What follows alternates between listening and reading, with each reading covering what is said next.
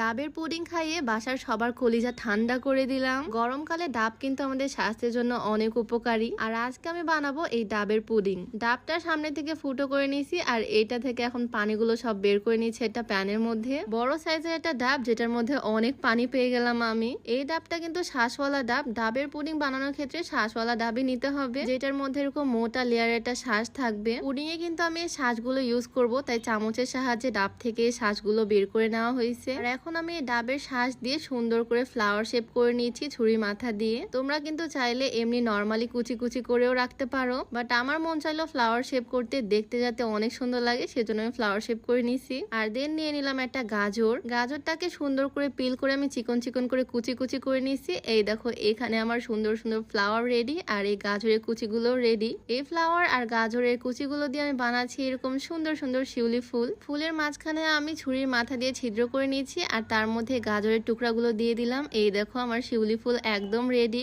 সবগুলো ফুল বানানো শেষে দেখো কি পরিমাণে সুন্দর লাগতেছে দেখতে। যখন পুডিং এর মধ্যে দিব তখন আরো সুন্দর লাগবে। তো ফুলগুলো আমি এক সাইডে রেখে দিলাম আর চুলার উপরে বসিয়ে দিলাম ডাবের পানি। ডাবের পানিটাকে আমি সামান্য ছেঁকে নিয়েছি আর তার মধ্যে আমি দিয়েছি সামান্য পরিমাণে চিনি। ডাবের পানি বেশি মিষ্টি হলে চিনি ইউজ করারও দরকার নাই, ইচ্ছা মতো চিনিটা চাইলে ইউজ করতে পারো মিষ্টির পরিমাণ অনুযায়ী। ভালোভাবে একবার বলক চলে আসলো আর তারপর আমি দিয়েছি আগার আগার পাউডার, যেটা জেলি মেক করতে সাহায্য করবে। এটা যে কোনো সুপার শপেই তোমরা পেয়ে যাবে ইজিলি। এই আগার আগার পাউডারটা আমি ডাবের পানির মধ্যে দিয়ে দিলাম সামান্য পরিমাণে আর তারপর এটাকে আমি পানির সাথে ভালোভাবে মিক্স করে নিব। জেলিগুলো কিন্তু এরকম দলা পেকে থাকবে, আমি চামচের সাহায্যে ভালোভাবে মিক্স করে নিচ্ছি। আর পুরো প্রসেসটাই কিন্তু করতে হবে একদমই লো হিটে। ভালোভাবে মিক্স করে আমি চুলাটা অফ করে দিলাম আর এইটা এখন ঢেলে দিচ্ছি একটা বাটির মধ্যে। যে বাটির মধ্যে বা পাত্রের মধ্যে পুডিং বানাবা সেটার মধ্যে ঢেলে দিতে হবে। আর এটার মধ্যে এখন দিয়েছি আমি বানিয়ে রাখা শিউলি ফুলগুলো। ইচ্ছা মতো সাজিয়ে বাটির মধ্যে আমি ফুলগুলো অ্যাড করে দিলাম।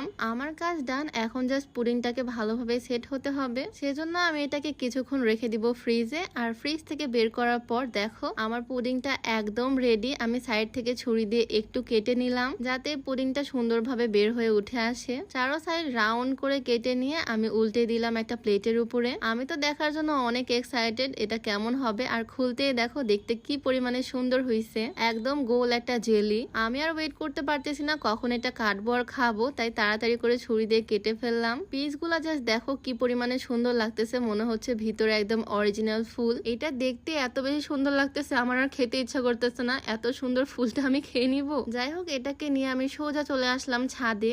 একটা পিস তো অলরেডি করে ফেললাম আর আমি বাসার সবাইকে খাওয়াবো, তাই ফুল পুডিংটাকে কেটে ছোট ছোট টুকরা করে নিলাম। আর সত্যি বলতে এটা টেস্টটাও দারুণ, একদম ঠান্ডা ঠান্ডা ডাবের পুডিং, কলিজা একদম ঠান্ডা হয়ে যাবে, মন